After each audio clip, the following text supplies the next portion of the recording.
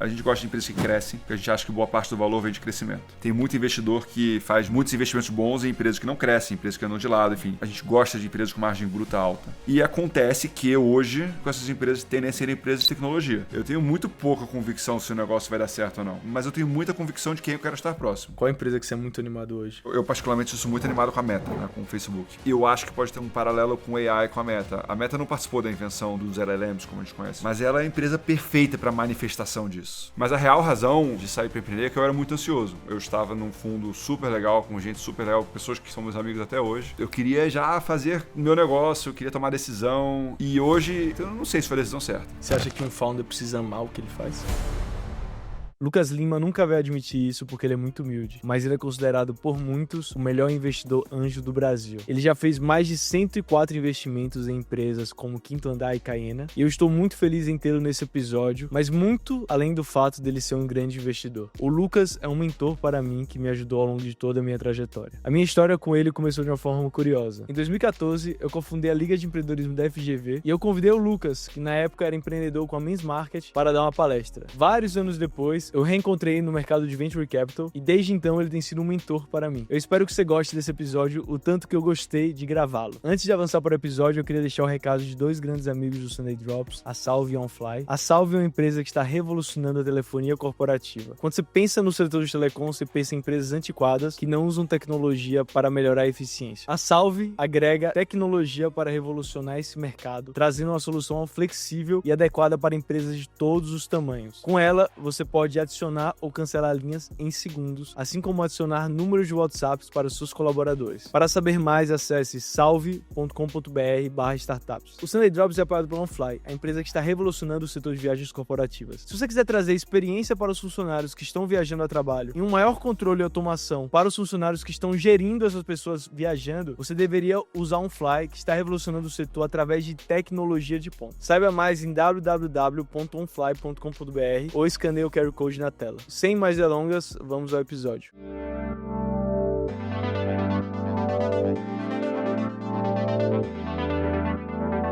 Prazer estar nesse episódio do Sunday Drops com meu xará e mentor, Lucas Lima. Lucas, obrigado por vir. É um prazer. Tava esperando esse episódio há muito tempo. Bora começar do início e como o fato de você ter morado em diferentes lugares na sua infância influenciou a sua vida. É uma pergunta interessante e não tem muita gente que pergunta isso. Mas eu nasci fora do Brasil e... Você nasceu onde? Nasci na Escócia, numa cidade chamada Perth. E eu nasci lá, vim para o Brasil cedo, Rio, São Paulo, Rio de novo, São Paulo de novo, aí fui morar em Atlanta. Morei 3 anos em Atlanta, depois Rio, depois São Paulo. Então eu nunca morei mais do que... Na época da escola, né? Nunca morei mais do que 4 anos na mesma cidade. E eu acho que o impacto é que você se obriga a conhecer a gente e fazer amigo. Então, toda vez que, né, o que fica um pouco confortável, que você está fazendo a sua turma, sai e vai para outra. E essa outra, às vezes, é só mudança de Rio-São Paulo, às vezes é outro país também. Então, eu acho que a principal influência é que isso me...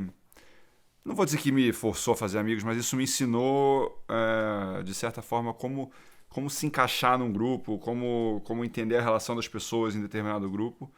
E foi, em retrospecto, obviamente, né? Na época eu não gostava de me mudar, mas em retrospecto foi muito importante para mim, foi muito importante, eu acho que é muito importante para o meu jeito, para minha atividade de hoje em dia, né? Que a gente pode até entrar nisso depois, mas isso com certeza teve um impacto relevante. Esse sócio Doug, ele descreve você como alguém muito curioso, que não julga muito. E talvez isso venha desse início de vida, né? Pode ser.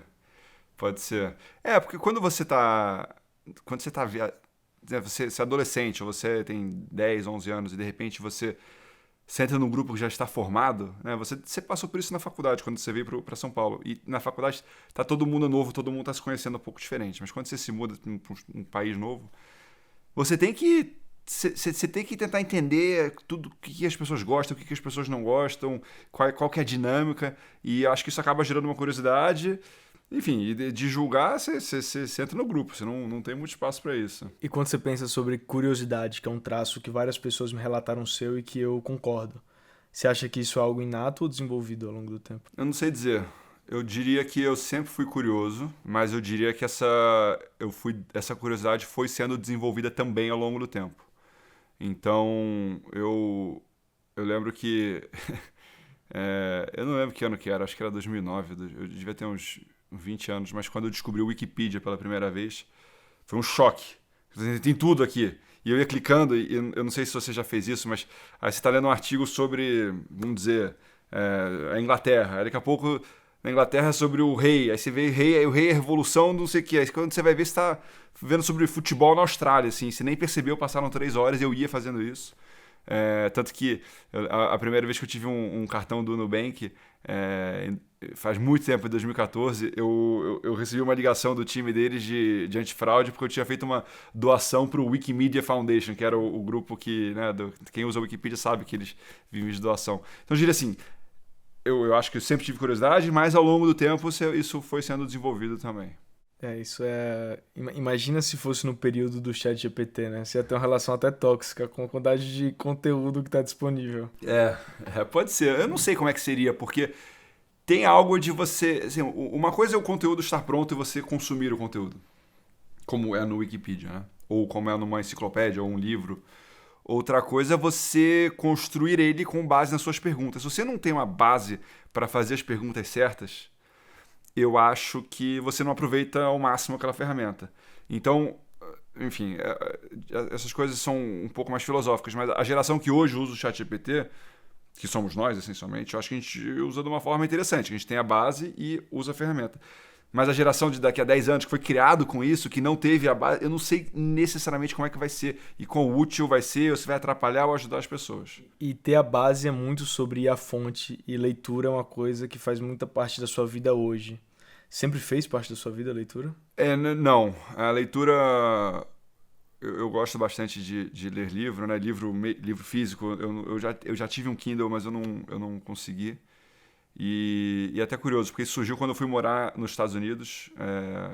Eu tinha 7 anos e eu não falava inglês. E tinha na época, em Atlanta, tinha uma competição que se chamava Accelerated Reader, que a escola inteira... Na verdade, era o estado da Geórgia inteira, mas tinha uma competição que você lia livros que tinham na biblioteca, cada livro tinha uma cor, a cor era o grau, e você fazia uma prova, e se você tirasse uma nota acima de tanto na prova, isso contava como ponto, que era uma competição para a escola, e quem tinha mais pontos podia usar um chapéu azul na sexta-feira. Você usou o chapéu azul? Você ganhou? Eu ganhei, eu fui... E eu assim, né, você está assim, entrando num grupo, e eu queria aprender a falar inglês, eu comecei a ler muito. E aí, vamos recapitular a sua história, né? O ano era 2012, o Brasil estava num momento super positivo, você estava trabalhando no Pátria, trabalhava em Private Equity. No fundo de infraestrutura do Pátria, que é Private Equity, mas focado em empresas de infraestrutura. Então o Brasil indo super bem, você com 23, 24 anos, e aí você resolve sair para empreender no Men's Market, Sim. Que era um e-commerce focado em beleza masculina. Conta um pouco do Racional e quem era o Lucas da época. O Racional... Né, obviamente tinha um racional do negócio, né, que a gente achava na época que o mundo de cosméticos no Brasil era um mercado muito grande, só que ele era um mercado majoritariamente feminino, e a gente achava que a razão para isso, obviamente as mulheres consomem um pouco mais de cosméticos e produtos de beleza do que homem, mas a gente achava que o canal que tinha sido desenvolvido até então no Brasil, com a Natura, Boticário, a Avon, era um canal muito focado em mulheres. E nós tínhamos uma hipótese de que com a internet você poderia fazer um canal mais adaptado para o público masculino, portanto, eles iam consumir mais esses produtos. Essa era a tese do negócio, e a gente achava, enfim, cosmético é um produto de uso recorrente, é um produto pequeno, que é fácil de transportar, e a gente achava que isso era um produto que ia funcionar bem na internet. Mas a real razão de sair para empreender é que eu era muito ansioso. Então eu estava num fundo super legal, com gente super legal, pessoas que são meus amigos até hoje, mas eu queria já fazer meu negócio, eu queria tomar decisão, talvez por ler muito, eu ficava lendo livros sobre empreendedores e tal, e hoje, em retrospecto, eu não sei se foi a decisão certa. Obviamente, eu sou super confortável com o caminho que a minha vida levou, mas é muito cedo, né? Eu não tinha noção de nada. Eu tinha um sócio na época, a gente foi, mergulhou de cabeça, ele também era muito novo, e a gente montou a empresa. E foi uma história legal, foi uma história de 5 anos e meio, quase 6 anos. E a gente acabou vendendo a empresa no finzinho de 2016, começo de 2017. Num episódio que você faz com o Júlio, no Atrás do Retorno, você fala que na sua carta de 18 anos, você escreveria para você mais calma, mais paciência. É engraçado, né? Porque eu acho que a ansiedade e essa vontade de fazer coisa ela é positiva, é uma característica boa. Mas tem que saber usar ela da forma certa, porque senão você acaba se atropelando um pouco. E eu com 20 e poucos anos, eu era assim, eu era muito ansioso. Mas considere que eu tenho 18, 19 anos, qual conselho você daria pra segurar essa ansiedade? Tipo, de certa forma, eu penso que essa inocência é boa porque te leva a errar e acelerar o processo de maturidade. É uma boa pergunta. Eu tava pensando nisso hoje até. Eu acho que para uma pessoa de 18 anos, né, ou 18 é muito cedo porque acabou de entrar na faculdade, mas vamos pensar numa pessoa de, sei lá, 22, se formou, veio de Sergipe, fez faculdade em São Paulo e quer começar a vida profissional. Eu penso em dois extremos. Ou eu diria para essa pessoa, começa algo do zero, sozinho, ou com um amigo que você consegue, sem dinheiro de fora, sem investidor, sem nada, mas que você consegue escrever código, botar na rua e ver o que acontece. Tá? Ou o extremo oposto, vai trabalhar no BTG, ou na McKinsey, ou na Goldman, ou no Piero Neto. Vai trabalhar em alguma instituição que vai te ensinar a trabalhar. E faz isso por um tempo, não sai depois de um ano como eu fiz. Fica 6, 7 anos, porque os relacionamentos, o que você vai aprender ao longo desse tempo vão ser super importantes nessa próxima fase. É uma boa dica. E na história da Men's Market, quando eu estava olhando os números, né, como um curioso, depois você me mandou algumas coisas, teve uma trajetória de crescimento, ou seja, vocês encontraram uma demanda real pelo produto. Então, vocês saíram do começo de 2013 de uma empresa que não faturava nada para uma empresa que em 2015 faturava, e aqui eu estimo, mais de 20 milhões de reais. Então, você achou uma demanda real para o produto. Qual foi a lição para não chegar na próxima etapa, talvez, e como isso se traduz nos conselhos que você dá para os investidores hoje, ou em quem você é como um investidor também? São várias lições. E eu não sei se tem alguma que fala mais alto do que as outras. Mas eu acho, em retrospecto, pensando bem sobre o tema, eu acho que a questão da qualidade do modelo de negócios foi a principal. Porque tinha demanda, tinha gente que se interessava no que a gente estava fazendo, a gente conseguia atrair pessoas para trabalhar com a gente. Mas o modelo de negócios de varejo, de vender na internet marcas de terceiros e comprar de distribuidores e revender, entregar B2C, dependendo muito de canais que na época eram principalmente Google, Facebook, hoje em dia mudou um pouco, ela não tinha características muito boas. Era muito fácil alguém comparar preço com o seu produto. Se eu estou vendendo um produto de alguém que não é meu, né? Então não tinha uma marca no começo, eu estava vendendo um produto de outra marca. No final, o que é seu? É o serviço? Mas o serviço quem faz é o Correios que entrega, ou a transportadora. A gente não tinha um domínio sobre a experiência e que eu acho que faria o negócio realmente dar certo. E aí é uma coisa bem particular. Isso que eu falei vale para o mundo inteiro, qualquer e-commerce. Mas no Brasil, a dinâmica de capital de giro para uma empresa de e-commerce ela é muito cruel, porque as pessoas demandam algum tipo de parcelamento é caro. No Brasil, o cartão de crédito te paga em D mais 30, D mais 60, e você tem que ficar girando aquele estoque ali, é complicado num país de capital muito caro. E eu acho que a gente não tomou, na época, as decisões difíceis ou as decisões complexas que tornariam um produto especial. Por exemplo, logística. A gente entregava com Correios. Será que a gente deveria ter feito logística própria? E hoje eu penso que sim, mas não é muito difícil você pensar nisso em 2013 e falar, eu vou montar uma transportadora. Enfim, então são coisas como essas que no final o que a gente tinha era uma empresa bacana, era legal, assim, eu adorava trabalhar lá, adorava trabalhar com as pessoas que estavam à minha volta, mas o negócio não era bom. Você acha que o fato do mercado e ter começado como começou você já estava fadado ao fracasso, de certa forma, graças ao modelo de negócio? Não foi fracasso, tá? Não, eu não sei se eu estava... Assim, é difícil porque tem uma empresa na Coreia do Sul chamada Coupang, que ele começou fazendo compra coletiva. Então ele era o Groupon ou Peixe Urbano da Coreia do Sul. E no mundo inteiro isso deu errado, né? O Peixe Urbano não é uma empresa milenar, né? O Groupon também não. E o Coupang foi lá, se virou e hoje em dia ele é a Amazon da Coreia do Sul. Então, assim, a gente poderia. Não é porque você começa de uma forma que isso determina o que vai sair do outro lado. Mas eu acho que a gente não tinha maturidade de entender quais eram as decisões complexas e difíceis que a gente tinha que tomar. Nem o acesso a capital, nem. Assim, a gente estava lá tentando entregar produto. Então não foi.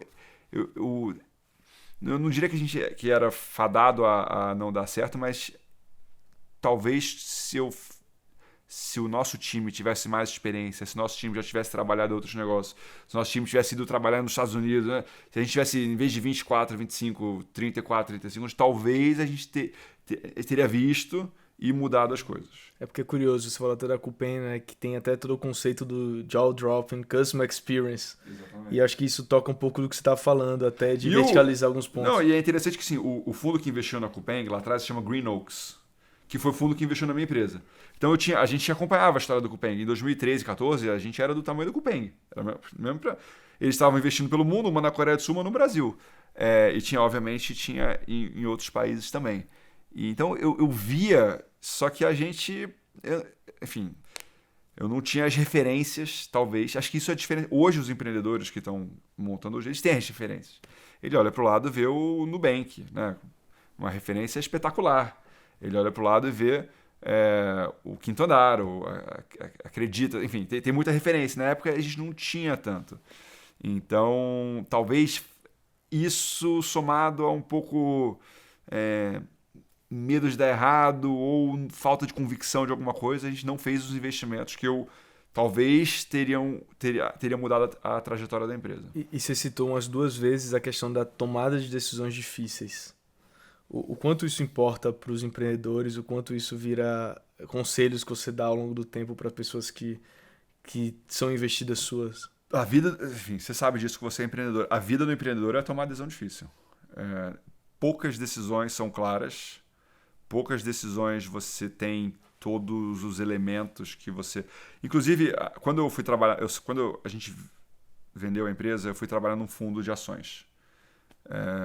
E foi um choque, porque quando você é empreendedor, você tem muita decisão que você tem que tomar e você, em geral, tá? Obviamente, não quero generalizar, mas você tem que ter um bias for action, que é não sei como fala bias for action em português, mas você tem que ter uma tendência a querer se mover e tomar a decisão. Em geral, uma decisão ruim é melhor do que nenhuma decisão. Porque com nenhuma decisão, você não aprende nada, você não faz e não aprende e não melhora. Com uma decisão qualquer, mesmo que seja ruim, você muitas vezes consegue, tomei a decisão, fiz tal coisa, não deu certo, ajusta, próxima, vai indo. E no fundo de ações é o oposto. Muitas vezes a melhor coisa é não fazer nada. Comprar uma ação aqui do Mercado Livre, cara, não fica pensando muito. Deixa esse negócio aí por 10 anos. Então, e a vida do empreendedor é isso, é tomar decisões difíceis com informação incompleta e com pressão de tempo, né? Você não pode demorar muito para tomar aquela decisão. Em geral, numa organização, tem muita gente esperando alguma decisão que o empreendedor ou a empreendedora toma. Então, essas decisões difíceis são parte do dia a dia. Tem o Brian da Coinbase, ele fala uma coisa que eu acredito muito, que ele fala assim, ação produz informação. Perfeito. É exatamente isso. E de certa forma é isso. Toda vez que você toma uma ação, toda vez que eu tomo uma ação, eu tenho uma informação e eu vou evoluindo mais rápido. Isso acelera todo o meu ciclo de feedback. Exatamente. Então, Exatamente. O que é bom e ruim, porque às vezes toma decisões também não muito pensadas, não muito elaboradas. Agora, assim, tem o Jeff Bezos, né, ele tem aquela forma de pensar que não sei se você já viu isso, que ele chama de one-way decisions e two-way decisions, né? Ou seja, uma decisão que você tomou uma vez e não dá para mudar, ou uma decisão que você pode tomar e voltar. Essa primeira você tem que realmente refletir, trazer tudo, pensar, porque se você tomar essa decisão, você não volta ou é muito caro voltar.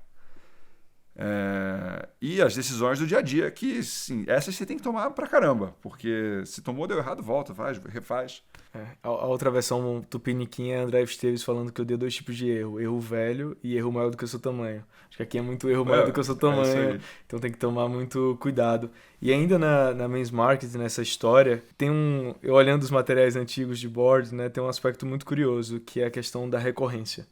Então, vocês tinham um NPS super alto, e do outro lado, a recorrência nunca foi algo que vocês... Foi uma batalha que vocês tiveram ao longo dos anos também.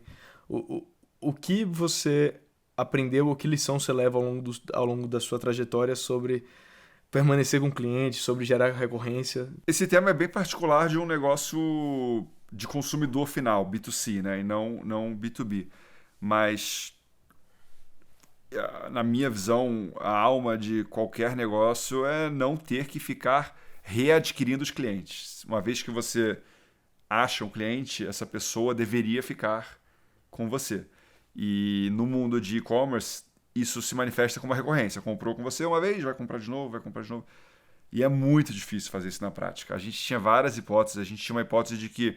A primeira hipótese é de que o que gera recorrência é um produto de consumo recorrente. Então, shampoo. Você usa o shampoo, acaba em 2, 3 meses e você vai comprar outro shampoo. Que, né, parece uma lógica razoável essa. Mas a gente descobriu que não era bem assim. O que gerava recorrência era, ou pelo menos na nossa hipótese, é que era a novidade.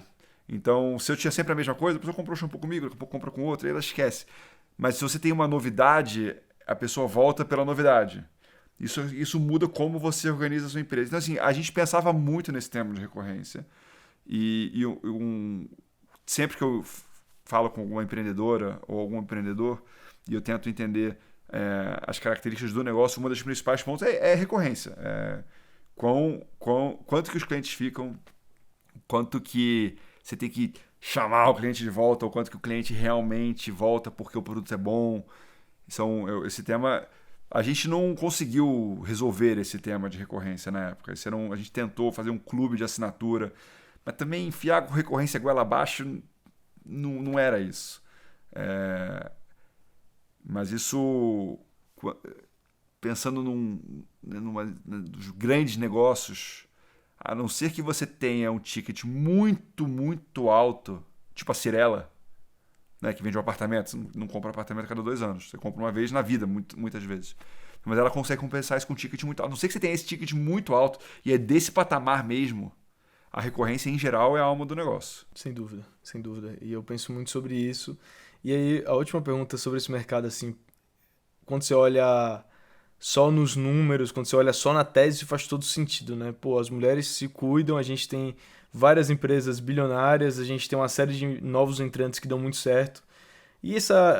Ao longo do tempo, o homem começou a se cuidar mais, o homem usa mais produtos, e até hoje nunca foi um problema muito bem resolvido, né? Mas talvez não seja um problema também, né? Eu não sei se a gente, quando... É engraçado isso, porque quando a gente estava montando o negócio, a gente partiu da lógica, do problema, mas eu não sei se na rua tinha esse problema, essas pessoas falam assim, eu realmente preciso de um canal.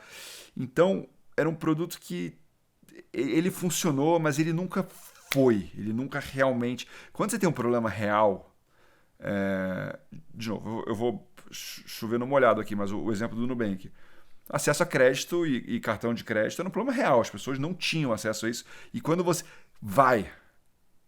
E é diferente esse problema que ele racionalmente faz sentido, ele parece que faz sentido, você fica repetindo a ideia na sua cabeça muitas vezes para se convencer de que faz sentido, mas se não vem do consumidor de fato, é difícil. Faz total sentido.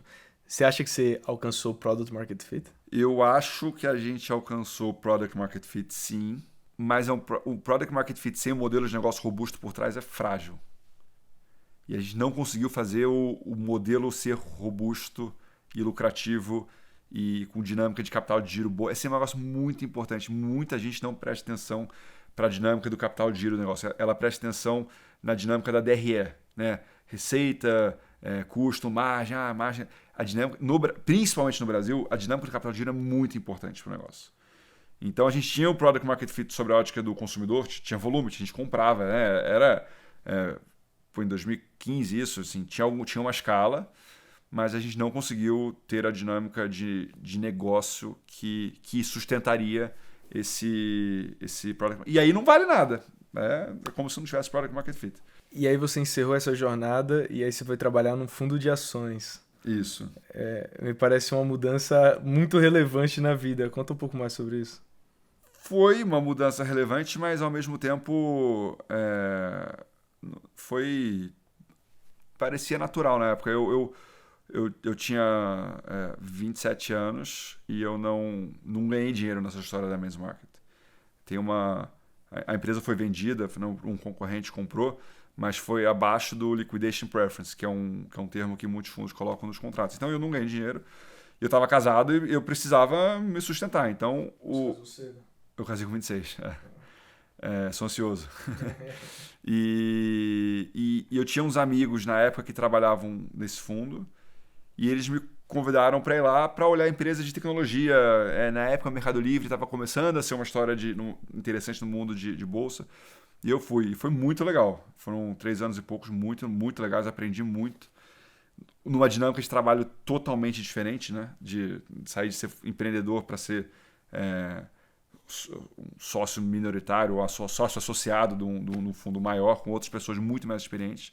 Mas foi muito interessante. Que legal. E aí, o outro lado da sua vida é que você é um investidor anjo, né? Para muitos, aí, um dos investidores mais queridos anjos que tem.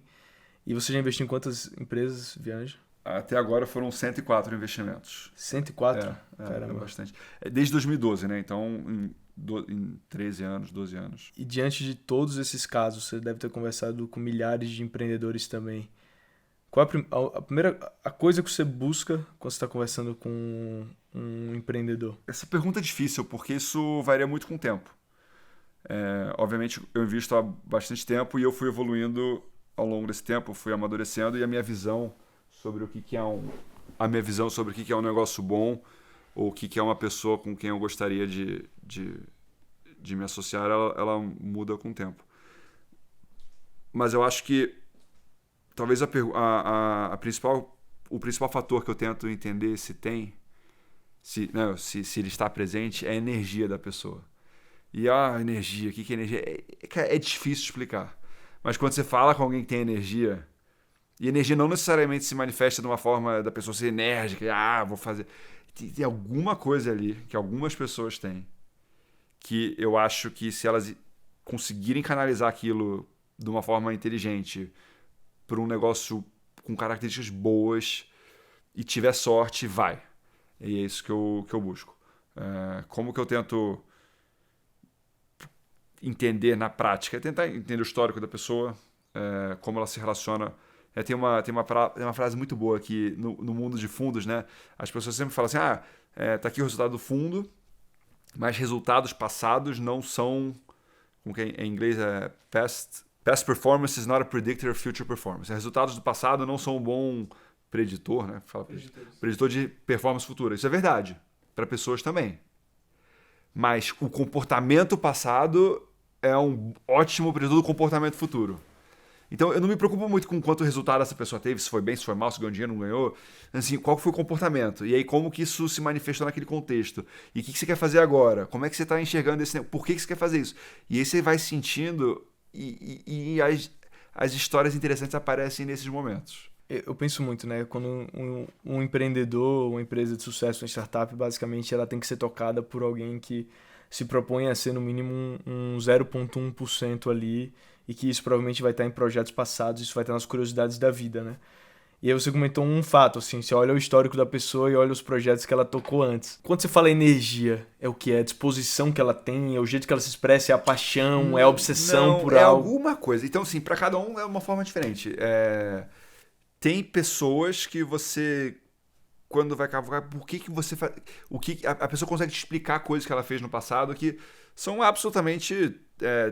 fora da caixa, que você, nossa, eu nunca pensei nisso. Outro dia eu falei com um empreendedor que estava contando que com 12 anos ele escreveu um livro sobre a Segunda Guerra Mundial e aí foi fazer curso de culinária e assim, tá bom, vamos explorar. Aí quando você começa a pegar esse tema, explorar, entender, aí você vai entendendo como que o processo de tomada de decisão da pessoa para fazer aquilo, começa a surgir uma...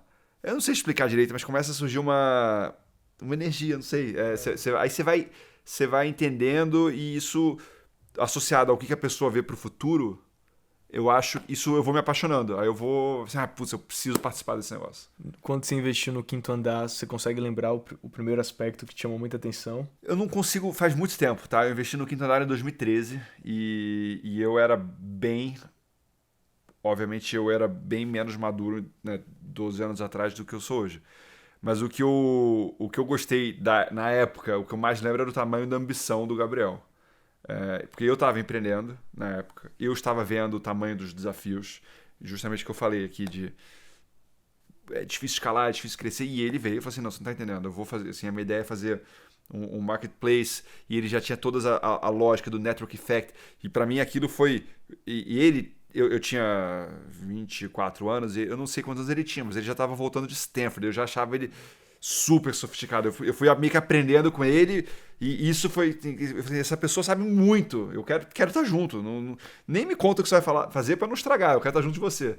Então a decisão foi meio que assim na época. É legal que isso moldou um pouco até do seu racional ao longo do tempo, no sentido de estar próximo de pessoas que você quer estar próximo, né?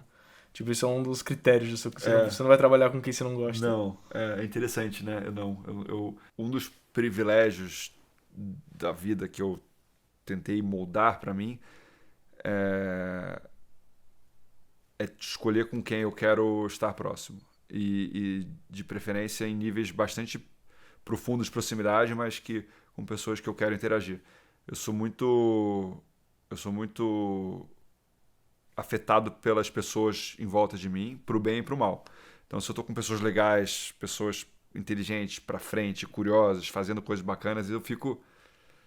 Mas se eu tô com uma pessoa pra baixo, energia negativa, isso me afeta. Eu não consigo não me afetar. E eu demorei pra aprender isso. E eu obviamente que tem trade-offs, mas eu acabei indo por essa carreira que eu consigo escolher com quem eu quero interagir. Aí volta no começo da conversa quando a gente falou de PF e PJ, de certa forma. E geralmente você, quando você vai investir, você vai conversar com o empreendedor, é um tipo hell yes, hell no, ou é um processo que vai indo ao longo do tempo? Depende, realmente depende. Tem gente que tem gente que a decisão vem, eu quero estar próximo dessa pessoa. E tem gente que demora mais, assim, depende da conversa, depende de como foi o contexto da introdução. Tem gente que tem uma ideia muito boa, ou está fazendo um negócio muito legal, mas a pessoa ela não é tão articulada para te contar, então você precisa ter algumas conversas para realmente entender para onde essa pessoa quer ir. Então a resposta depende, mas o que eu mais gosto são daquelas histórias onde, assim, putz, para tudo... Eu não sei o que vai... Essa pessoa está fazendo algo especial, eu preciso estar próximo dessa pessoa. Você acha que um founder precisa amar o que ele faz? Eu acho que ajuda muito, tá? Ajuda muito se a fundadora ou o fundador gosta do que está fazendo. Mas eu não sei se precisa amar necessariamente o que faz. Ela precisa amar o processo de construir. Ela tem que amar alguma coisa. Ela tem que ser fanática por alguma coisa. Tem gente que é fanática pelo o produto. Então, eu vou te dar um exemplo. Tem um empreendedor chamado Ricardo Wasserman, que é fundador de uma empresa chamada Mar Saúde. E o Ricardo é médico, e ele montou essa empresa em cima de um livro que ele escreveu com o professor dele na época da residência. Ele ama o negócio. Assim, ele está fazendo aquilo com o investidor, mas se não fizesse, ele ia arrumar dinheiro do SUS, e se não, assim, ele vai fazer esse negócio. Ele ama aquilo. Isso é muito forte com ele.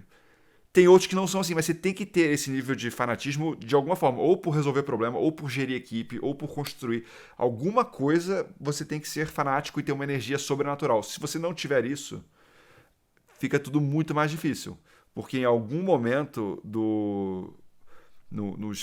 você tem muito quebra-mola, digamos, no meio do caminho, muito desafio, e se você não tiver esse fanatismo, em algum momento você sai fora. Pode ser uma saída fora boa, vendeu a empresa ganhando dinheiro, ou pode ser ruim, fechou, não deu certo, mas você não fica na jornada toda. Para ficar na jornada toda, você tem que amar alguma coisa, não necessariamente o negócio, alguma etapa do negócio. Eu sinto que a obsessão é parte das pessoas que têm um sucesso como empreendedor. Tipo, ela precisa ter obsessão por alguma parte do processo. E até me lembro alguns casos, tipo James Dyson, que é alguém que persiste e faz isso múltiplas vezes para alcançar. Sim, inacreditável. Esse cara, eu li o livro faz um tempo, então eu não tô com os números na cabeça, mas acho que ele fez 3 ou 4 mil variações do aspirador de pó dele antes de lançar. Sim, imagina fazer 3 ou 4 mil variações de um aspirador de pó. Assim, você tem que ser totalmente obcecado por aquilo. E eu não tô falando que é saudável, não tô falando que é positivo, mas é o que é. Para ele construir uma empresa daquele tamanho, naquela magnitude, naquela escala, eu acho que só com esse nível de obsessão. E eu queria te perguntar um aspecto. De De certa forma, a gente viveu a primeira fase da tecnologia, que a gente tinha dores muito amplas e praticamente zero soluções. Então a gente teve uma linha de vários produtos, quase que MVPs, surgindo e acontecendo e relativamente dando certo. E agora a gente vive um novo momento que a gente tem quase que uma abundância de soluções de tecnologia, abundância de startups. E eu sinto que existe um perfil de mais gente procurando criar um produto muito bem feito, com qualidade muito alta. Como isso ressoa, se o que eu falei faz sentido ou não faz sentido da sua perspectiva? Não, fazer sentido faz. Acho que é um fato. Tem muito mais empresas de tecnologia hoje do que tinha 10 anos atrás. É muito mais fácil você botar hoje em dia com AI ainda, né? Com Cursor, com Lovable, você consegue. É muito mais fácil um grupo de 2, 3 pessoas botar um produto no ar. Mas eu acho que isso não significa que tem uma saturação nesse mercado. Porque quando você sai na rua, assim, a nossa vida, o nosso mundo, ele ainda é cheio de problemas. Então, tem muito mais soluções, né? E cada uma num ângulo diferente, mas eu não acho que isso é um problema. Acho que isso é uma coisa boa. Tem. Agora, todas essas vão virar negócios? É difícil dizer também. Mas você acha que a solução para essa saturação, essa diferenciação, ela vai vir de um aspecto de buscar um produto com muita qualidade? Vai vir também do aspecto de distribuição? Isso mudou alguma forma de como você está enxergando o mundo Não, hoje? eu acho que... Uma coisa que eu acho interessante, tudo muda, né? A forma de fazer um negócio de 50 anos atrás é diferente de 10 anos atrás, de 40, de 30, de 20 e de hoje. A forma de fazer negócio mudou. Mas eu acho que tem algumas coisas que não mudam, que eu chamo das leis da gravidade econômica. Vai fazer um produto bom, com qualidade, a distribuição, você ter o cliente, a recorrência, essas coisas não mudam muito. Então, mesmo que tenha um monte de coisas, assim, se você focar em fazer direito, fazer bem feito, com gente boa, essas coisas tendem a não mudar. E é isso que você tem pensado diante desse novo mundo de AI? De certa forma, o que não muda? Eu gosto muito daquela frase do Jeff Bezos, né? Que ele fala assim, eu tô montando minha empresa pensando no que não vai mudar daqui a 7 anos. Porque o mundo tá mudando tão rápido, ainda mais no dia de hoje, né? Sim, é difícil, porque o mundo de AI especificamente, ele ficou muito mais fácil, em alguns aspectos, você colocar algo no ar e ter receita. Mas eu não sei se ficou mais fácil ter um negócio bom, com características boas. Então, a gente como investidor tem que tomar cuidado, porque pode ser, né, e é muito novo, vamos lá, AI como um conceito que a gente acompanha, né, de LLM tem 2, 3 anos. A gente potencialmente, como investidores, como empreendedores, pode ser que a gente está caindo em algumas armadilhas de você ver muitas curvas de crescimento e da forma que a gente vai falar, uau, tá com tração, tá com cliente, mas é sustentável? Será que elas vão... Será que vai vir outro? Estamos num momento meio difícil, né? Difícil de investir, difícil de tomar decisão. Eu te falei que eu tinha feito 104 investimentos. Eu diria que os últimos 25 são de AI. AI é uma parte central da história. São histórias muito interessantes, mas é muito cedo ainda para dizer como que isso vai... Como que vai acontecer essa história ao longo do tempo. Tô tentando me apegar muito ao que não vai mudar, mas eu acho que tem alguns aspectos, né? Por exemplo, esse grande crescimento, eu sinto que vai vir um grande churn. Tipo, é a era do grande churn, é a era sem fricção do nosso mundo.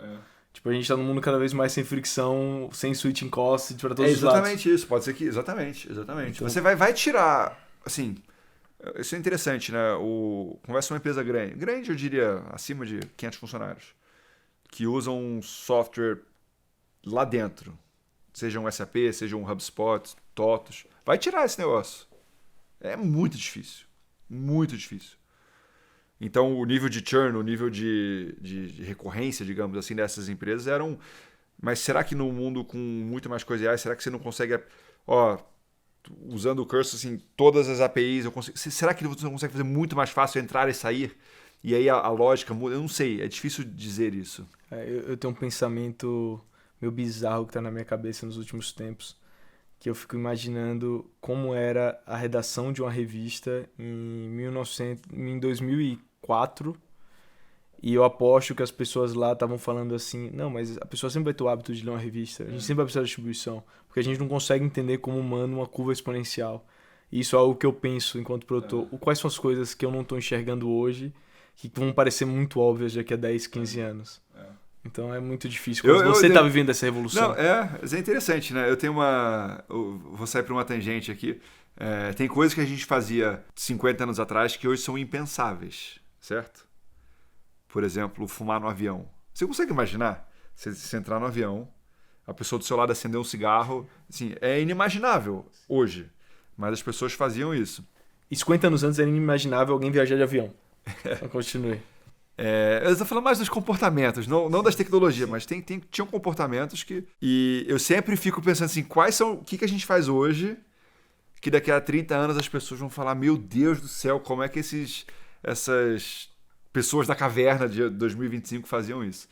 E uma das coisas que eu penso, assim, já fazendo um jabá para uma empresa que eu investi, é fertilidade. Porque hoje, né, a minha geração, eu tenho 36 anos, então meus amigos estão todos tendo filhos e está todo mundo tendo filho. E hoje a forma que mais se faz filho é com sexo. E tem uma minoria que faz fertilização in vitro, né, que faz algum processo. É uma minoria, eu diria, sei lá, das pessoas que... Enfim, um número pequeno. Eu fico pensando, daqui a 30 anos, será que as pessoas não vão olhar para falar assim, eles eram uns bárbaros e assim, sexo é por prazer, por que você vai fazer filho assim, loteria, e a genética loteria, por que você não faz uma coisa que...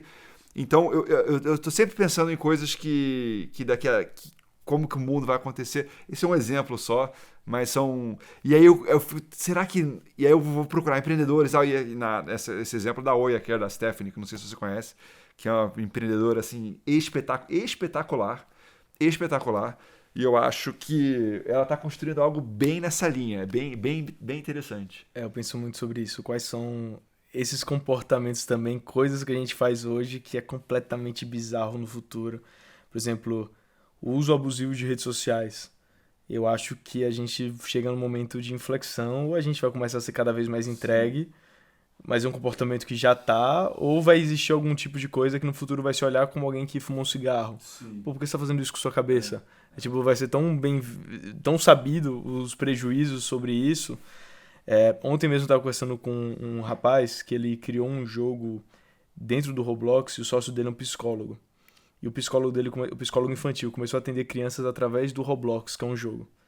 E hoje ele tem filas gigantescas na porta e o nível de proximidade que ele consegue ter com a criança e de abertura é infinitamente maior. Os resultados são incríveis.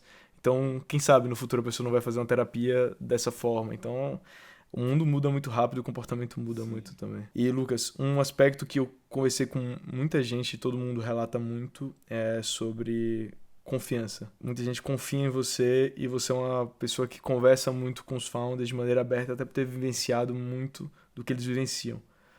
Quais as vulnerabilidades que você enxerga acontecendo em muitos founders e que, de certa forma, estão ocultas? Eu diria que tem um número surpreendente de fundadores de empresas que se pergunta...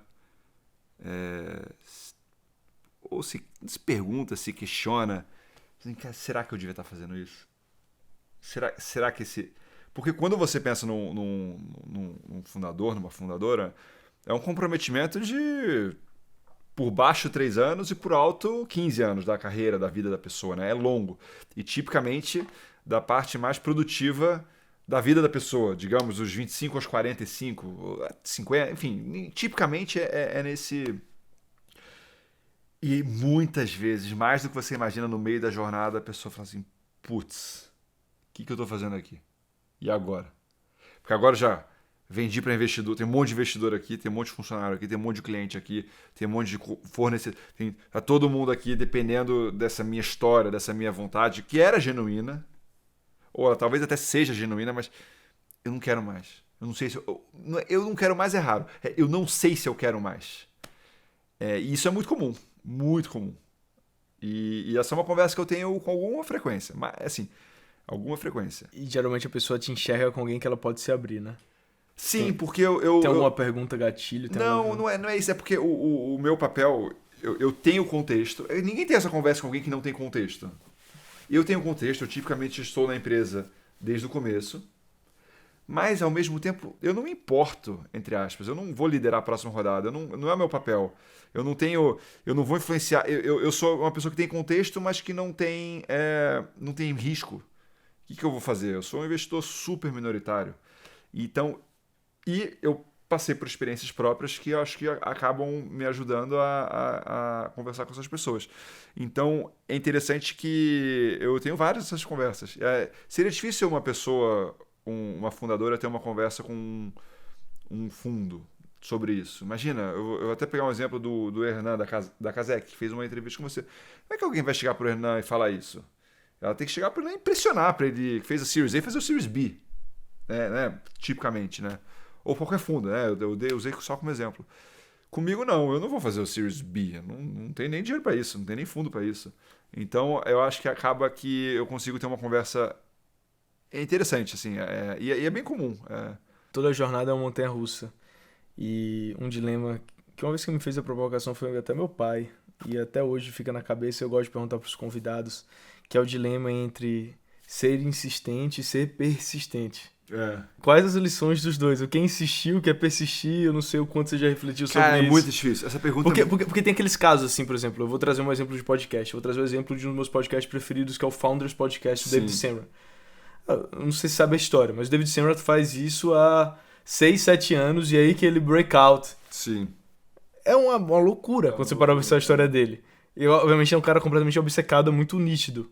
Mas até com certeza teve momentos que parecia muito uma insistência e na verdade era uma persistência e vice-versa. Acho que depende muito, como tudo que a gente faz, né? Depende muito de narrativa e como você enxerga essa persistência. Então, o que é ser uma pessoa uma empreendedora, montou um negócio? O que é a persistência ou a insistência? Ela ficar fazendo esse negócio até dar certo durante 10 anos? Putz, pode ser uma decisão ruim. Ou, não. A insistência é: eu sou uma empreendedora. Eu vou continuar empreendendo. Essa é a persistência. Então, eu não vou ficar insistindo no negócio. Fiz, tentou, deu errado, fecha, monta outro. Então, você pode ter uma situação onde você tem uma persistência de um lado, ou seja, a persistência numa carreira empreendedora, é isso que eu quero fazer, mas sem necessariamente ter uma insistência exagerada em cada um dos negócios que você está fazendo. Então, depende muito de como que você coloca aonde você coloca a sua energia, que volta para aquela conversa do que você ama, do que você gosta de fazer, de onde que vem a sua energia. Isso muda muito. Então tem gente que, por exemplo, tá, voltando pro exemplo do Ricardo, a persistência dele é com o negócio, porque ele não necessariamente, eu acho, tá, se vê como um empreendedor. Ele é médico. Ele se vê como alguém que está solucionando aquele problema, e a forma de solucionar aquele problema hoje é via uma empresa de tecnologia. Então ele vai continuar fazendo aquilo. É diferente de outra pessoa que é empreendedora. E aí ela está fazendo um empreendimento aqui, que pode dar certo, pode dar errado, pode dar médio, e ela pode fechar e não abrir mão da persistência como empreendedora, porque ela vai empreender de novo, fazer outro negócio, e outro negócio, e outro negócio, até algo que funcione. Porque é isso que dá energia para ela, ser empreendedora. Eu sinto que é muito também de fazer essas pequenas mudanças ao longo do caminho, né? 15 graus para lá, 15 graus para a direita, para a esquerda. Quando a pessoa perde um pouco dessa velocidade, às vezes é um sintoma de insistência. Sim. E exagerada. E aí, tem uma coisa que eu penso muito, que é o pior resultado que você pode ter como empreendedor é fazer um experimento e ter um resultado medíocre. Não muito bom, nem muito ruim. É o mais difícil. É horrível, né? Quando você tá no meio do caminho, assim, eu penso cada vez mais sobre isso, assim, cara. A mediocridade, ela é muito ruim, que ela não te dá resposta. É verdade isso. Só que o que é medíocre, essa definição, ela varia de pessoa para pessoa.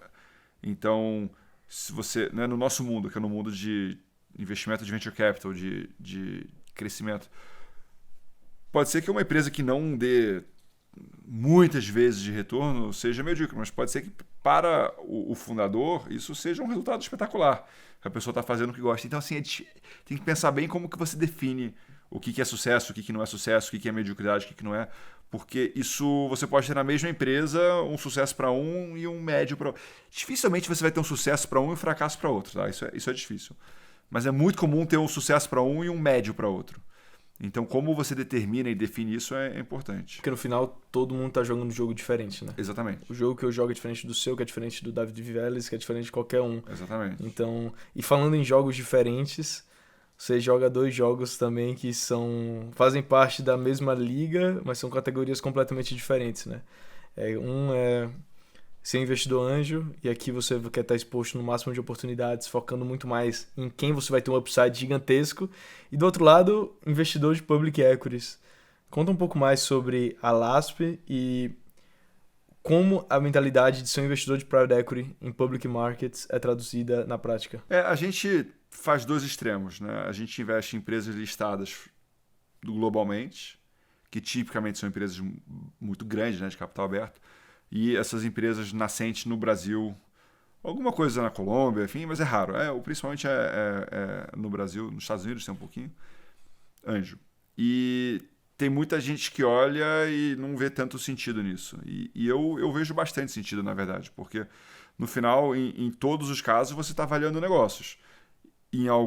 Nesse lado, com peso muito maior para as pessoas e para a ideia, para a ambição, e nesse lado, com peso muito maior para o modelo de negócios hoje, os números, o que você consegue ver.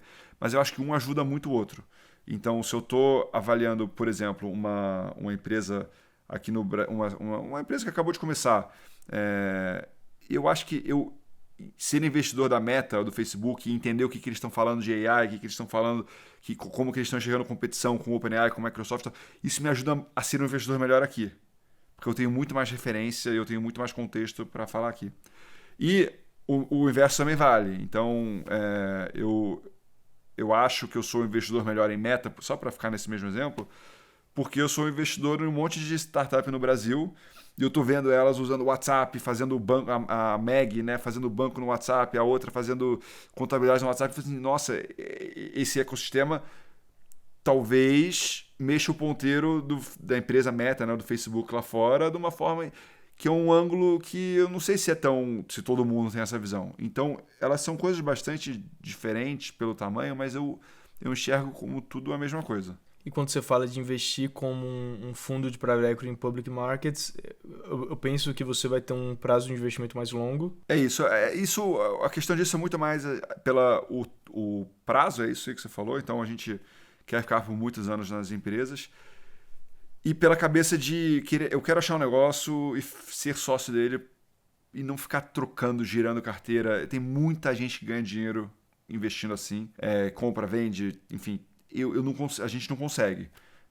A nossa forma de investir é tentar achar um negócio, um Mercado Livre, por exemplo, compra e vai acompanhando, mas deixa essa história acontecer. E pelas referências, eu imagino que você busca muito high quality companies, então empresas que são compoundings e que elas têm uma qualidade gigantesca, que vocês pensam muito nos fundamentos. Quais, na sua visão, são os fundamentos que vocês estão olhando mais a fundo? A gente gosta, só super resumir, tá? A gente gosta de empresas que crescem, porque a gente acha que boa parte do valor vem de crescimento. De novo, tem muito investidor que faz muitos investimentos bons em empresas que não crescem, empresas que andam de lado, enfim. Tem várias formas, né, de turnaround. A gente procura empresas que crescem. Empresas com margem, a gente gosta de empresas com margem bruta alta, porque a gente acha que margem bruta alta, ela não é só... Ela tem muita coisa por trás de uma margem. Se ela tem margem bruta alta, provavelmente a empresa tem diferencial competitivo, porque ela consegue cobrar bastante pelo que ela está fazendo. A gente gosta de empresas com receita recorrente ou receita reocorrente, né? Então, não necessariamente ela é recorrente contratualmente, mas o cliente volta sempre, que vem na recorrência que nós falamos no começo da conversa. E, de novo, a gente é fruto dos nossos traumas, né? Então eu gosto de empresas com fluxo de capital de giro negativo, que o cliente paga primeiro e a empresa fica com aquele dinheiro e depois ela paga para os fornecedores. Então, quanto mais ela cresce, mais caixa ela gera.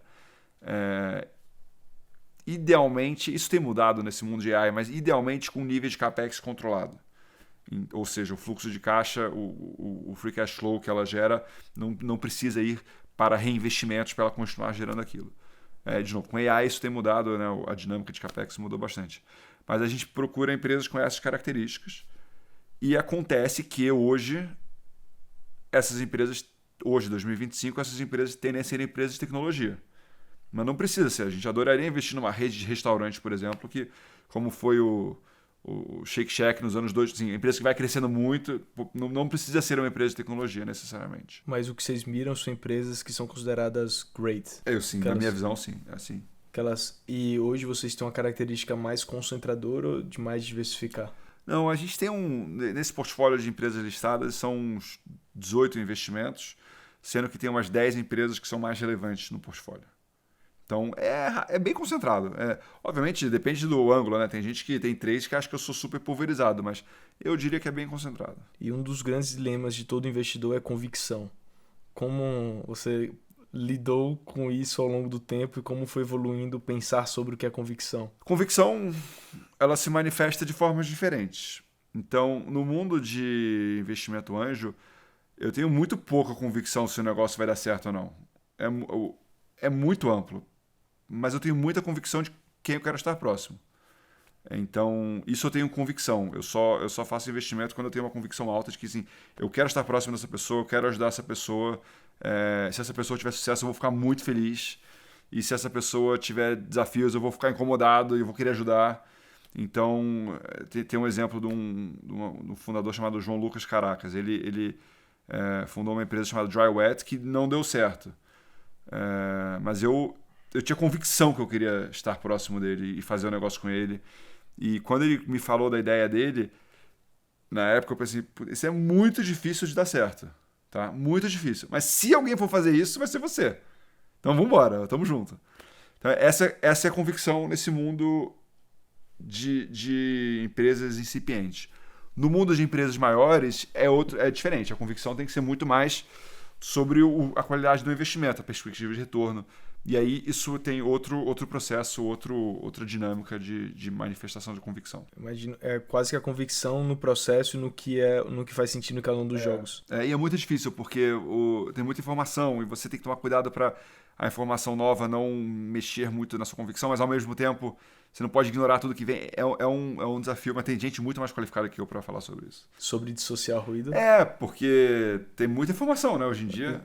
Como você dissocia? É difícil. Eu não sei, a gente não tem um mecanismo formal sobre isso, mas a gente tenta estar antenado a tudo que está acontecendo em relação a determinada empresa e a gente debate muito, discute muito. Assim, é engraçado, né? Porque a gente está no mundo de AI, de quant, de números, mas assim, o nosso processo decisório e de formação de convicção é conversa. Conversa. Lê, vai, conversa e vai formando uma opinião que isso vai se transformando num investimento com algum grau de convicção. Mas esse é um ponto interessante, assim, indo para outro ponto da jornada, e depois a gente volta para essa questão de investimento, que uma das características que mais me chama a atenção sua e de outros empreendedores que eu conversei também, é que você é uma pessoa que consegue trazer clareza. Tipo, você consegue meio que entender o que está na cabeça da pessoa e criando cenários e pensando junto. Já tem umas 2 vezes na vida que você me falou coisas que eu executei 6 meses depois. Meu erro é sempre demorar para te escutar. E isso é um pouco de social ruído, né? Hoje tentar entender. Isso é. E isso é uma coisa interessante que eu... às vezes as pessoas têm tá tudo na cabeça, mas só precisa uma ajuda para elencar uma história. E eu acho que nós, como seres humanos, nós somos movidos à história, né? Todo mundo gosta de história, todo mundo gosta de escutar, né? Se você pensar 1000 anos atrás, 2000 anos atrás, a gente sentava numa roda para escutar a história. E muitas pessoas não aprenderam a contar histórias, elas não aprenderam a elencar histórias. Eu, como sempre gostei, lembro do Harry Potter, eu sempre gostei muito de ler livro, ficção. Isso talvez me ajuda como elencar histórias. Eu adoro conversar com autores de livros, porque são pessoas que fazem isso muito bem. E alguns empreendedores têm muitas ideias, têm muito material, e só falta assim, um começo, meio e fim. Aí eu tento ajudar a criar esse começo, meio e fim, e isso eventualmente pode ajudar essa pessoa a ter uma clareza, digamos assim. Isso é muito bom, porque obviamente a gente é fruto das histórias que a gente conta para nós mesmos, né? E de certa forma é isso que você contribui, ajudar a tentar entender. E aí, voltando para a linha de investimento, tem uma história que está na minha cabeça muito, que foi um investimento que o Jacuski fez enquanto BTG em 1991, que ele investiu na Telebrás na época, e aportou boa parte do PL do banco, e esse investimento teve um retorno de mais de 500%. E eu tenho pensado muito sobre como a vida não segue uma trajetória linear. Isso não vale só para investimentos, mas para tudo. Mas é quase que uma função que vai crescendo em etapas e ganhos proporcionais em alguns momentos. E a mesma coisa dá para encontrar em receita de empresas, no histórico, Mercado Livre, que a gente está falando, segue a mesma linha. Primeiro, você acredita nisso? Você acha que, de certa forma, a trajetória linear é overrated? Ou como isso ressoa? Ou vão ser pequenos eventos na vida que vão mudar de Não, eu patamar? não sei se são, porque assim, é bem interessante isso. Eu tava lendo outro dia uma entrevista do Charlie Munger, né, que é o sócio do Warren Buffett, e ele estava comentando sobre a Disney, a empresa Disney. E ele falou, a Disney era uma empresa legal, né? Ela fazia filmes, ela tipicamente lançava um filme a cada 4 anos, né? A Branca de Neve, depois o Dumbo, enfim, ela ia lançando. E o caminho para ela monetizar essa propriedade intelectual dela era o cinema. E ia lançar no cinema, e aí ela começava a fazer relançamento. Então, em 1950 saía o remake da Branca de Neve, aí depois da Cinderela, ela ia refazendo isso, mas ela ficava limitada àquilo. E ela começou a fazer os parques, né? O primeiro a Disneyland em Los Angeles, depois o Disney World na Flórida, para tentar monetizar um pouco dessa propriedade intelectual que era os filmes, mas ela ia lá e ia fazendo. Em algum lugar do mundo, sem ter nada a ver com a Disney, em outro grupo de pessoas, grupo de cientistas, assim, sem nenhum impacto da Disney, foi inventado o VHS.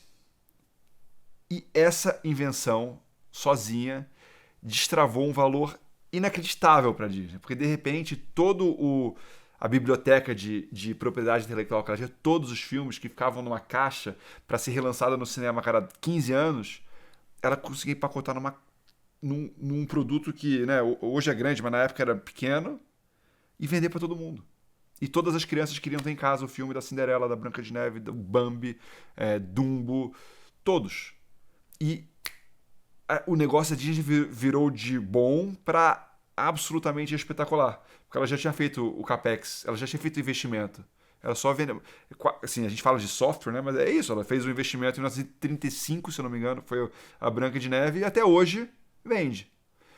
Então, sobre linearidade, que é o que você está falando, é muito difícil, porque alguém conseguiria prever em 1960 que o VHS seria inventado e a Disney. É imprevisível, absolutamente imprevisível.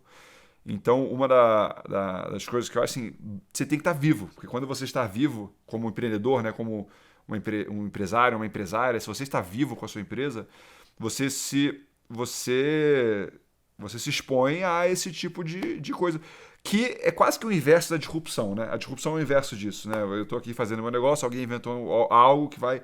Mas assim, isso vale para os dois lados. Isso é muito interessante, porque eu super concordo e até acho que é um dos lemas do iSeed, que você só precisa sobreviver, e quando a gente olha esses casos de empresas centenárias, é exatamente isso que acontece. E aí, lendo algumas cartas até antigas da LASP, enquanto vocês faziam algumas públicas, poucas, hoje em dia é só o Chartback, mas em 2022 vocês falam sobre um texto do Howard Marks sobre o fardo de superperformar e de buscar talvez algo mais constante ao longo do tempo. Isso é algo que vocês buscam? Vocês acham que uma das armadilhas do investidor é buscar algo, talvez um ganho muito rápido? Eu não... A gente não pensa muito nisso, para ser sincero, tá?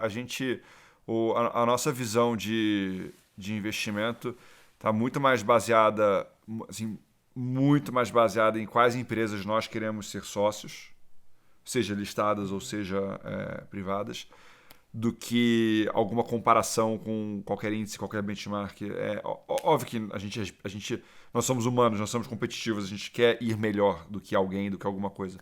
Mas é impossível, né? É impossível não querer isso, mas a gente se segura muito para não ficar comparando, porque essa comparação de eu tenho que performar melhor em tal janela, e eu acho que isso te leva a tomar decisões ruins, tipicamente. Então, nossa energia toda... E quando, assim, nós não temos um time, né? Somos só nós dois.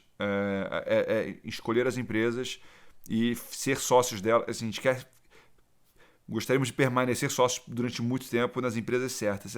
Como que isso vai acontecer ao longo do tempo é muito difícil de prever. E deixa eu te fazer uma pergunta, e não é um conselho de investimento, mas qual empresa que você é muito animado hoje? A gente, assim, eu particularmente sou muito animado com a Meta, né? Com o Facebook, porque eu acho que, tirando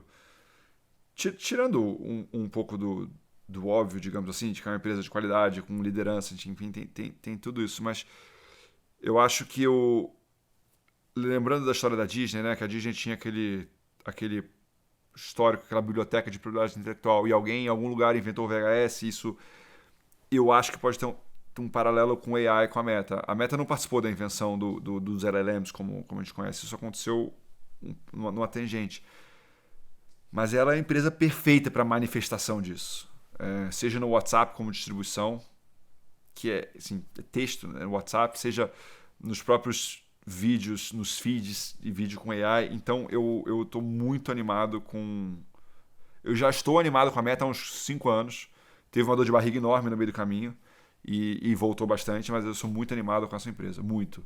Eu acho que tem uma chance grande de, se a gente refizer esse podcast em 2035, falando, não, essa empresa ainda é um espetáculo. A gente vai refazer. Sim, mas eu também acho, assim, cara, se eu vou pensar que ele já tem a distribuição ali em loco, com os modelos funcionando da forma que for para funcionar e o fato dessa recorrência, né, tipo, tira os produtos da Meta hoje, vai gerar um problema no mundo. Exatamente. É como as pessoas comunicam, onde a atenção tá, e a liderança é incrível. Mas legal. Lucas, indo aqui pro lado mais pessoal, qual é uma habilidade que você está tentando desenvolver durante toda a sua vida? Eu não sei se você é assim, mas eu tenho muita fase. Eu tô na fase de tal coisa, vou a fundo, tento entender e tal. Aí, daqui a pouco eu perco um pouco o interesse e vem a próxima fase. E a habilidade que eu tento desenvolver é quebrar esse ciclo e me manter firme em alguns interesses sem esse vai e volta. Porque eu acho que a persistência gera, enfim, é isso que gera qualidade em determinadas coisas. Então, a habilidade que eu tento desenvolver é como que eu encontro coisas na minha vida que eu quero fazer por muito tempo e sigo firme fazendo elas. Cara, essa é uma pergunta muito boa, porque eu tinha até programado e eu perguntei isso para várias pessoas, assim, como você é uma pessoa que tem diferentes obsessões e curiosidades, assim, como é que você pondera sobre foco vis-à-vis, quais foram, eu me identifico muito em você nesse sentido, então, como você lida com isso, ou o que você tem aprendido sobre? Eu não acho que eu lido bem com isso não, tá? Mas às vezes tem um tema que eu preciso aprender sobre esse tema. E eu vou indo. Alguma hora eu perco o interesse. E eu sempre fico assim, agora que eu tô aqui, deveria aprender mais sobre isso?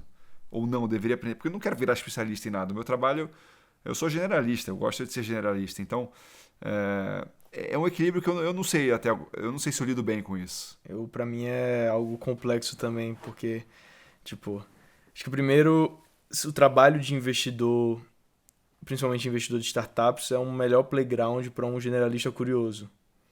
Porque você tá vendo muita coisa diferente o tempo todo. Mas sabe uma coisa que eu tenho feito? Uma coisa que eu tenho feito que me ajuda a manter consistência, né? Que é o que eu estou buscando, é envolver outras pessoas no processo. Então, se eu me interesso sobre um tema e eu vou sozinho lendo, estudando, é muito mais fácil eu perder interesse e desistir no meio e fazer outra coisa. Mas se tem alguém comigo, não, porque tem alguém comigo, né? Tem um peer pressure. Então eu tava, ano passado eu tava com, assim, o tema oncologia estava bastante presente na minha vida, eu estava querendo entender. E aí quando você vai ver assim, a última vez que eu li sobre biologia foi no 3º ano colegial. Você está totalmente despreparado, você não sabe nada sobre esse tema, né? E eu comecei a ler sozinho e eu resolvi, não, eu contratei um professor particular para me dar aula uma vez por semana, 1h30, 9 da noite na segunda-feira, e a gente ficou 1 ano fazendo aula junto. Caramba. Então foi uma forma pra mim super legal, porque tem uma hora que eu não aguentava mais falar de assim, célula, tava assim, como eu tava lá toda segunda-feira, eu ia. E ao longo de 1 ano, eu falei, nossa, foi... E era presencial? Não, era por vídeo, né? Sim, presencial ia ser too much, presencial ia ser difícil. Mas era ao vivo, né? Assim, era uma pessoa que preparava o material e tal. Então foi uma forma que eu encontrei de ter um tema que me interessa, eu sei que me interessa e gerar alguma persistência nas coisas que eu faço. A minha forma de lidar é que hoje eu monetizo. Então Virou seu trabalho, exatamente. E aí, mas assim, cada vez eu tento reduzir mais o grande montante que já é. Mas, de certa forma, é um desafio constante para todo mundo que é generalista curioso, ainda mais no mundo de hoje, né? Que a meia-vida é tão curta das coisas e às vezes do interesse também. Então, evitando um pouco redes sociais para tentar focar por mais tempo em algo. E você é a primeira ligação de muita gente. Eu sei que confiança é uma coisa muito natural que alguém vai ter em você. Mas se você pudesse descrever, se você fosse dar um curso sobre confiança das pessoas, como gerar esse gathering, quais seriam as 2 primeiras aulas? Confiança é O primeiro sobre confiança é você fazer o que você fala que você vai fazer, né? Essas palavras, assim, é ser reliable. Como é que é isso em português? Confiável. Mas é que eu queria uma palavra que não fosse confiança, mas assim, você ser reliable e ser consistente, acho que é muito importante para gerar confiança. E o segundo é não julgar, porque quando você julga, as pessoas, ao não julgar uma história, não julgar uma pessoa, isso acaba gerando confiança, porque quando você não julga, o outro lado, em geral, se abre e fica mais vulnerável. E aí, quando ela fica mais vulnerável e você reage bem àquilo, isso acaba gerando uma relação de confiança que isso vai compondo positivamente ao longo do tempo. Falando em confiança, me parece que a relação sua do seu sócio é muito legal. Não tem uma profundidade, obviamente, todo sócio é um parceiro que vai ter os problemas, vai ter tudo mais. Mas o que você tem para expor sobre relação com sócios e o que essa relação com o Doug tem te ensinado? Assim, a relação eu acho espetacular, né? Eu já tive outros sócios na vida e eu nunca tive uma relação como essa que eu tenho com ele. Eu acho que ajuda o fato dele ser um pouco mais velho, mais experiente do que eu e numa fase de vida, né, um pouco. Eu enxergo ele como um mentor, enfim, né, não é nós não somos iguais. Isso ajuda muito. E o fato dele morar em outra cidade, outro país, eu acho que ajuda também. Porque as nossas interações são bastante intencionais, sempre tem uma intenção. Estamos aqui para falar de algo e mesmo quando o tema é falar sobre qualquer coisa, a gente está lá de propósito para falar sobre qualquer coisa. Então, acaba que a relação não cansa, ela fica uma relação bastante... Ela sempre é uma relação inspiradora. Isso ajuda muito. Mas eu acho que se fosse para dizer um principal ponto que eu acho que é difícil numa sociedade, mas o principal ponto que você deveria ter numa sócia ou num sócio, eu acho que é a admiração. E às vezes isso se perde, né? Porque quando você está construindo um negócio junto, você é muito intenso, você vê muito todos os lados de uma pessoa. E na minha experiência, enquanto tem admiração um pelo outro, pode ser só um fiozinho de admiração, mas tem que ter alguma coisa. Isso tende a dar certo. E quando tem o inverso da admiração, que acho que é um sentimento muito forte, é o bode. Quando você pega bode de uma pessoa, a pessoa pode tentar mudar, mas assim, se você pegou bode, é muito difícil reverter essa sociedade, essa relação. Então, eu lido com bastantes grupos de fundadores e eu diria que assim, o que tem que mais buscar é uma admiração, uma razão para admirar alguém na sociedade, e o que tem que tentar evitar é essa... Porque raiva, birra, isso você reverte. O bode é que é difícil de reverter. E tem que tomar cuidado com isso. E eu com o Doug é muito óbvio, assim, enfim, é uma admiração total. Então isso facilita muito. Vale não só para relação de sócios, mas para amizade, casamento. Eu acho que vale para muita coisa. Vale para absolutamente tudo. Tem algum tipo de comportamento específico que você identifica em founders, por exemplo, que aparenta estar bode? Não, é difícil. Eu não estou próximo o suficiente na sociedade para pegar isso, né? O que eu consigo observar de fora, como que essas coisas acontecem ao longo do tempo. E o curioso, que eu acho bem curioso, é que realmente não tem receita de bolo. Assim, tem gente que fala, faz uma sociedade com o seu melhor amigo de infância. Tem gente que fala que isso vai dar errado. Eu já vi isso dar certo. Faz uma sociedade com alguém que é técnico, se você é generalista. Ou já vi dar errado, já vi dar certo. Enfim, não tem receita de bolo. É que nem aquela frase do Peter Thiel de que todas as empresas que dão certo são felizes à sua maneira. Eu acredito um pouco nisso. Eu acho que todo mundo é tão único. Tipo, todos esses casos parece que tem um contracaso muito óbvio, né? Tem um viés de sobrevivência gigantesco também. Tipo, hoje, cada vez eu acredito menos em playbook e nas coisas que eu também. Eu acho que a maior parte é uma grande bullshitagem daquilo que você falou, da história pregressa não explica sucesso futuro. Ainda mais num mundo que muda tão rápido. E você é uma pessoa que conversa com muita gente, muito empreendedor, tem 1000 obsessões. O que você tem aprendido ultimamente? Tipo, qual foi um aprendizado, uma realização recente que você teve? Eu tenho aprendido muito sobre AI, né? Acho que é um tema que vai e volta. Mas eu acho que o que eu tenho falado com muitas pessoas que são A gente tá começando a ficar velho, né? Enfim, então eu já tô numa fase que eu falo com pessoas que são bem mais novas do que eu.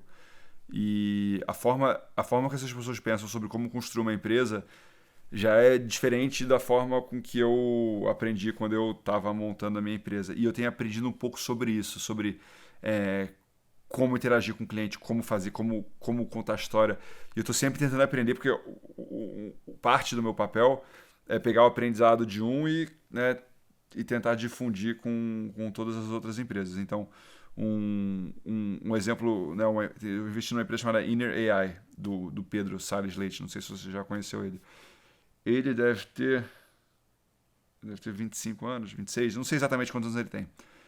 Mas ele constrói um negócio totalmente diferente do que eu faria. Ele bota muita mão na massa ainda, ele escreve muito código ele mesmo e ele provavelmente daqui a 10 anos vai continuar fazendo isso. E se você pensa no playbook que você falou, acha um CTO, tá? Ele não pensa dessa forma. Ele quer estar sempre próximo do produto, sempre mexendo. É uma forma diferente do que eu vi. Então eu tenho aprendido mais nessa linha com esses fundadores mais novos. Tem muita empresa de forma diferente de pensar e de como agir, de como até a gestão do time, né? Eu acho que a gente aqui, GVNianos, parte muito do modelo de gestão tradicional, de como vai funcionar, de ser chefe. Acho que no Vale tem outro playbook acontecendo hoje. E, Lucas, última pergunta do Sunday Drops. Qual a coisa mais gentil que alguém fez por você? Provavelmente a coisa mais gentil que alguém fez por mim foi a minha esposa, por casar comigo, né? Aos 27. Quando você eu tava era empreendedor. Não, eu fiquei noivo com 24, então foi super novo, a gente não tinha nada, não tinha, enfim, eu tava empreendendo e eu já te falei que eu sou meio ansioso, né? E eu lembro que na época eu falei, se a gente levantar um Series A, eu vou pedir ela em casamento. E a gente levantou um Series A, eu pedi ela em casamento e ela aceitou. Então, isso foi bastante gentil do lado dela. Lucas, obrigado por vir ao Sunday Drops. Te espero em outras ocasiões aqui e bonito casaco que você tá, cara. Muito bom, adorei. Vou usar muito. Valeu. Obrigado.